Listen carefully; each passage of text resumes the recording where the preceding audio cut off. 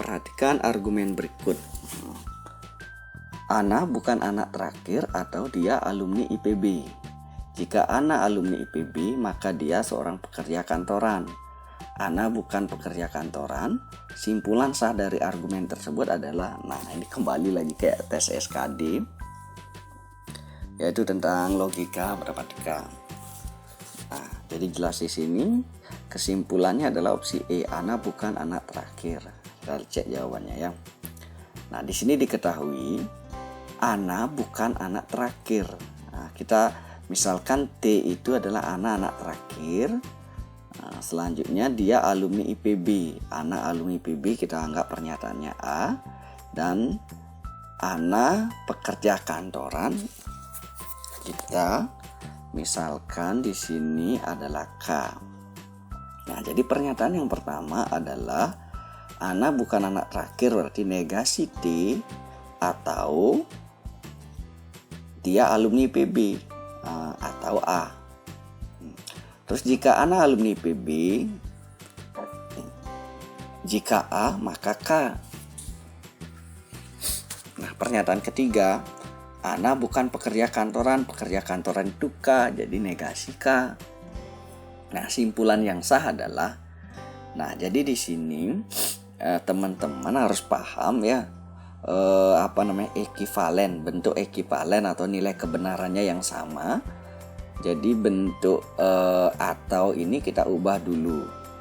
Nah, jadi negasi T atau A ekivalen dengan T, jika T maka A ekivalennya. Nah, jadi negasi T maka A kita ubah menjadi jika T maka A. Kita sambung lagi pernyataannya. Pernyataan yang kedua itu A maka K.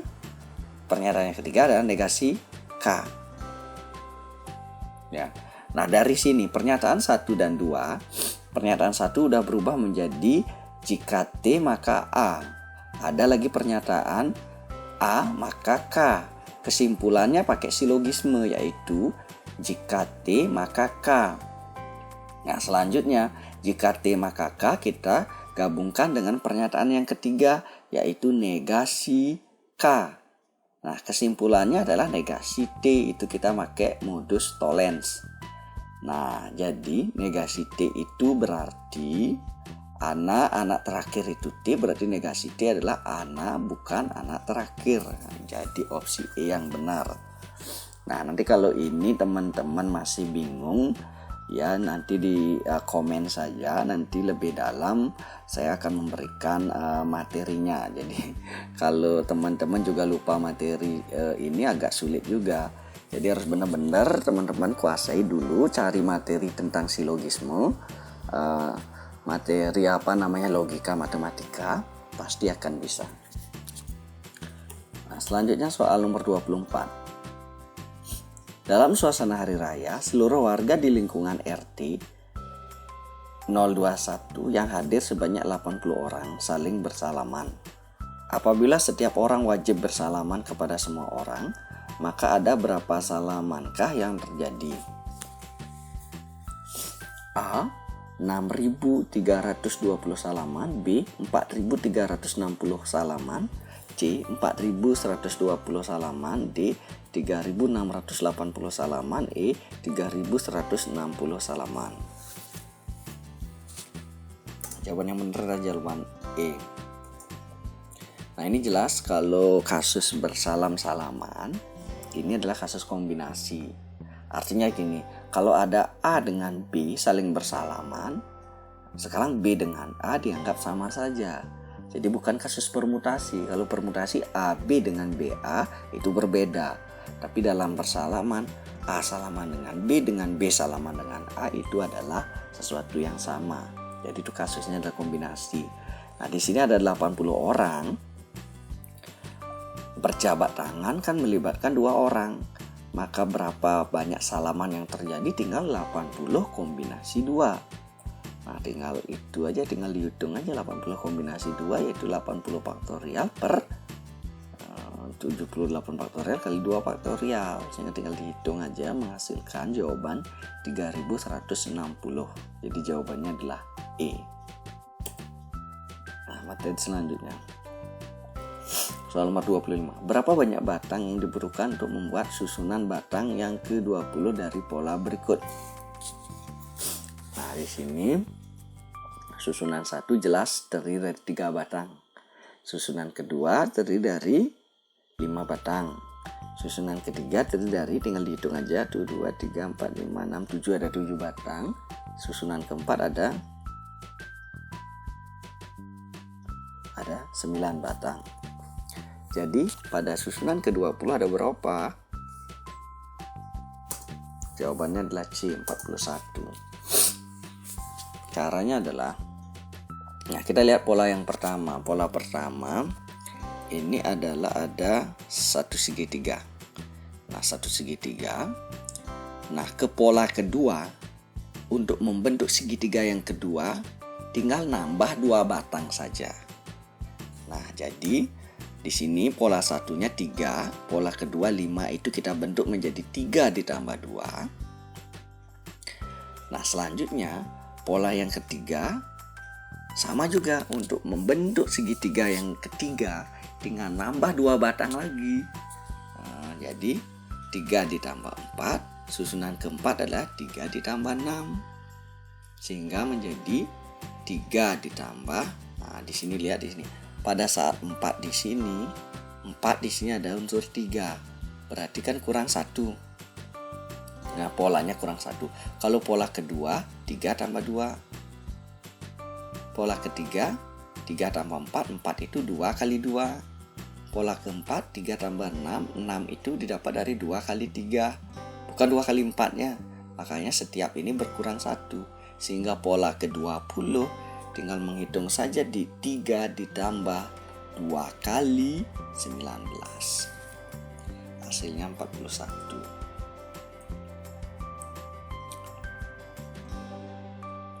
Nah, soal berikutnya, soal nomor 26. Fala A bersepeda dari kota A ke arah utara dengan kecepatan 30 km per jam selama 2 jam. Kemudian ia berbelok ke arah timur dengan kecepatan 20 km per jam selama 1,5 jam. Setelah beristirahat selama setengah jam, ia melanjutkan perjalanan ke arah selatan selama 2 jam dengan kecepatan 10 km per jam dan tiba di kota B. Berapa jarak kota A ke kota B? A 50 km, B 55 km, C 80 km, D 110 km, E 120 km. Nah, jawabannya adalah A 50 km. Nah, kita gambarkan dulu ya.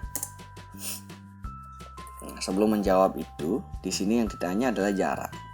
Jarak itu adalah kecepatan dikali waktu. Nah, di sini Fala A bersepeda dari kota A ke arah utara. Di sini yang diketahui adalah kecepatan sama waktu. Tinggal kita cari aja jaraknya. Jadi ada 30 km per jam selama 2 jam, tinggal 30 kali 2 yaitu 60 km. Nah, kita cari satu-satu. Nah, kota A ke arah utara, nah, kecepatan itu jarak tempuh per waktu. Jarak tempuh sama dengan kecepatan kali waktu. Kota A ke arah utara dengan kecepatan 30 km per jam dengan waktu 2 jam. Itu artinya jarak tempuhnya adalah 30 km per jam kali 2 jam sama dengan 60 km. Berbelok, oh di sini udah ada di gambar, sudah ada ya, berjalan ke utara 60 isinya. Nah, berbelok ke arah timur artinya ke kanan dengan kecepatan 20 km per jam dengan waktu 1,5 jam. Nah, tinggal dikalikan saja, jarak tempuhnya 20 dikali 1,5 jam. Itu menghasilkan 30 km. Nah, di sini di gambar sudah ada sebelah yang ke arah kanan 30 km. Nah, selanjutnya ke arah selatan. Nah, selatan itu adalah ke turun dia. Kalau digambar dengan kecepatan 10 km per jam dengan waktu 2 jam. Nah, jarak tempuhnya tinggal dikalikan saja, 10 kali 2 sama dengan 20 km. Nah, di sana sudah tergambar ke arah turun ada 20 km. Nah, sekarang teman-teman harus ingat, jarak kota A ke kota B ya, bukan jarak ini yang dilalui oleh ini Falaah, tapi jarak itu kita cari yang terdekat. Ya, berarti yang dicari adalah anak panah ini. Anak panah ini berapa panjangnya. Nah, untuk mencari ini kita pakai Pitagoras, ya. Nah, di sini udah jelas yang di gambar sebelah kanan. Jadi isinya dalam Pitagoras itu adalah kita mencari sisi miringnya. Kita cek ini bagian atas itu 30. Nah, ini kan sama, ini atasnya ini sama 30. Tinggal ngecek yang ke arah selatan atau turun ini 20, yang ini isinya 60. Jadi sisanya tinggal 40. Nah, ini triple Pitagorasnya 30, 40 pasti 50. Ini tanpa ngitung sebenarnya sudah bisa kita ketahui. Jadi triple Pitagorasnya 3, 4, 5, 30, 40, 50. Jadi jarak AB adalah 50. Jadi opsi yang benar adalah A. Nah, soal nomor 27. Dalam sebuah bak air terdapat 9.000 liter air. Bak air tersebut mempunyai 2 lubang pembuangan air yang diameternya berbeda, sehingga debit air yang keluar dari keduanya juga berbeda. Lubang pembuangan pertama dapat mengalirkan air dengan debit 150 liter per menit, dan lubang kedua dapat mengeluarkan air 50 liter per menit. Bak air tersebut dapat dikosongkan dalam waktu berapa menit? Nah, ini jawabannya adalah D. Nah, kita ingat-ingat lagi.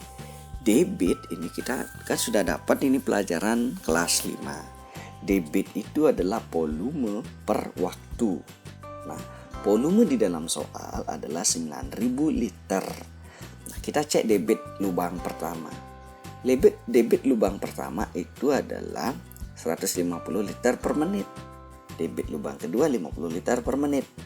Nah, keduanya lubang dalam 1 menit dapat mengeluarkan air, tinggal ditambah aja dalam semenit. Jadi debit lubang pertama 150, debit kedua 50. Jadi dalam 1 menit kedua lubang ini mengeluarkan air 200 liter. Nah, tinggal ngitung aja. Kalau ada 9.000 liter air, setiap menit 200 liter keluar, berapa menit habis? Ya tinggal dibagi saja. Jadi seluruh air dapat dikeluarkan dalam 9.000 dibagi 200. Hasilnya 45 menit. Jadi gampang ya. Ya, soal nomor 28. Amin mempunyai perpustakaan kecil di rumahnya. Ada 96 buku pelajaran dan 142 buku cerita. Amin memutuskan akan membagikan buku-buku tersebut kepada teman-temannya. Jika setiap teman harus memperoleh buku pelajaran dan buku cerita yang sama banyak, maka berapa teman terbanyak yang bisa ia berikan? Nah, masalah ini mungkin tidak asing lagi. Jadi ini masalah FPB, yaitu pembagi terbesar.